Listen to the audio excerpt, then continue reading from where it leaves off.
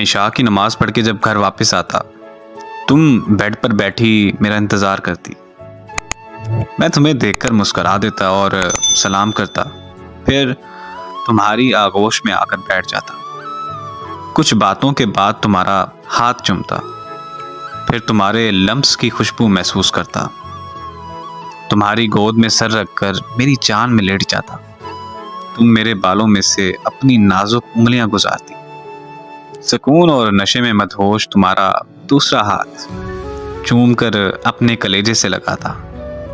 तुम हंसती और कहती, आप भी ना।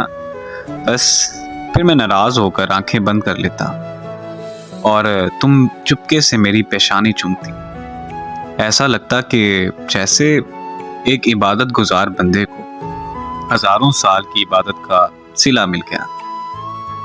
फिर हम में दोनों जहां की बातें होती।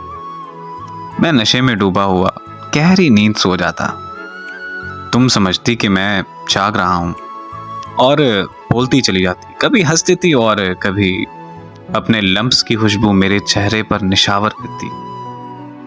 फिर तुम हल्के से कहती, सो तो नहीं गए आप? लेकिन मैं जन्नत में पड़ा, नशे में मदहोश गहरी नींद सो चुका होता।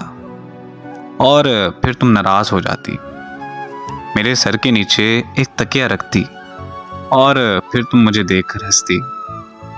एक बार फिर से तुम मेरी पेशानी चूमती और मेरे आगोश में लेट जाती। एक हसीन सुबह हमारे इंतजार में होती। मैं उठकर तुम्हारा हाथ पकड़ता, तुम जल्दी से अपना हाथ छुड़ा लेती, मुंह मोड़ लेती मुझसे। मेरी तो जैसे जान ही निकल जाती और मैं पूछता कि क्या हुआ भाई, मगर तुम्हारी तरफ से कोई जवाब ना आता। कुछ ही लम्हात के बाद तुम कहती कि आप फिर रात को सो गए थे ना। मुझे बहुत बुरा लगता, बहुत ज्यादा गुस्सा आता खुद पर। तुमसे माजरत करता लेकिन तुम नहीं मानती। तुम्हें मनाने के हजार जतन करता, कभी शायरी सुनाता और कभी तुम्हारी पसंद का गाना गुनगुनाता। फिर मेरी जान तुम हंस देती तो जैसे कि एक खाक में जान आ जाती।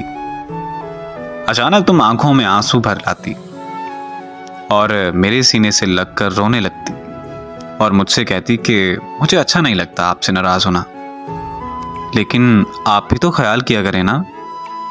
और फिर मैं तुम्हें अपनी बाहों में भर लेता